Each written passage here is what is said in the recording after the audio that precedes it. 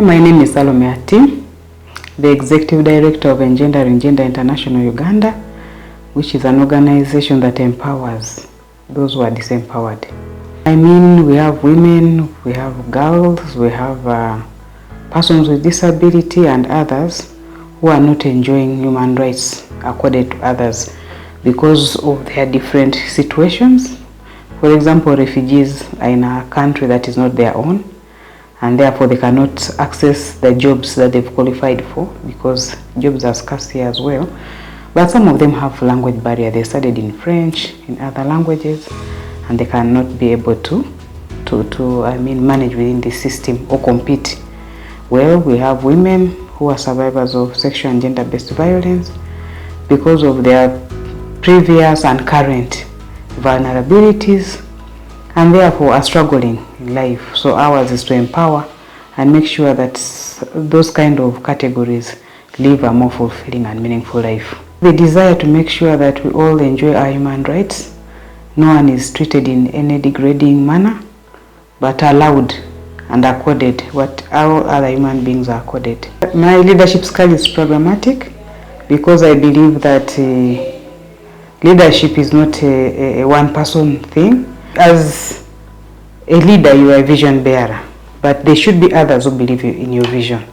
So mine is to inspire and make sure that all the colleagues I work with are following the vision, are moving with the vision, and are able to set their targets, their objectives, to make sure that it is a shared goal that we are achieving. One of the things I do is to encourage others to be innovative, not to dictate, do this, do that. And I've seen young people, when you employ them these days, they are very well informed in terms of social media and communication. So they've been able to share their stories and post the organization fund-wide. So giving them that ability to be innovative, see what is going on and be able to generate stories and share these stories in the platforms has been very beneficial. I believe the transformative leadership style is best because one, the people you work with already feel part and parcel.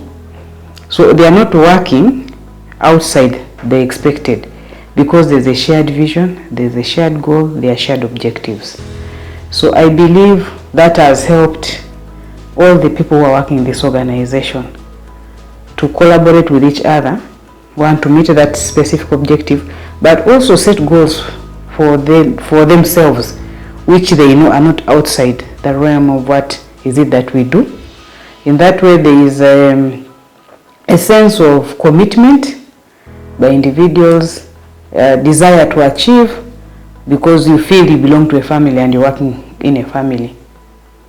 Challenging situation, I talk to the staff individually, because I will give an example of COVID times. COVID times, we couldn't meet in office. Everyone was at their home struggling, some workers fell sick. But in such a time, I would call one by one, find out how they were doing, encourage them. Those whose salaries had not yet been processed, by the time we broke off, made sure that I organized and made sure the accountant came back, paid for salaries. So I reach out to individuals and find out what is that they need to be helped with, and not only in their personal lives, but even within organizational work. There are those who are very good at writing, there are others who are good at advocacy, others are good at fundraising. So I basically try to bring the best out of each one to fit within what the team requires. With this leadership where you want everybody to be visionary, you don't expect to keep calling, following up. You set targets, and everybody should be driving themselves to achieve these targets. But there's this one staff who every time you'd call, phone is off. When you ask for updates, I was sick. Next week you're asking for the next updates. All this time it was a child who was sick. So I realized she must have come from a background where she was used to being pushed. And unfortunately, our organization doesn't operate that way. We believe that whoever comes to a workplace should be mature enough to know what they want. So we had to, unfortunately, not renew her contract. I think as a leader yourself, be all those three things. Be effective, be hardworking, be transparent. So when you lead by example, it's very difficult for the others to differ from what you're doing. But also when you set a standard, maintain a standard. If you know that by 8, every staff should be in office, 8 everyone should be in office, don't keep changing.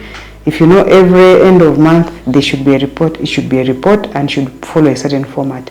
So as a leader, you have to set a standard by which you abide, by which you are known for, by which the organization is known for. There are organizations which will tell you that you see engendering gender, you don't expect corruption there. Why? Because we want to make sure that every penny that comes from the donor is used and used well. That all audit reports are always good reports because you're putting money to use. So it is more of an organization culture that you set as a leader, you live by it, and then those who join the organization will not differ because they will see what you're doing and it becomes very difficult for them to differ. But also make sure that the policies work. It's very important to have rules, regulations that govern, but also put them into use, because at times we have organizations but people do what they want. So make sure that the rules and regulations govern the organizations.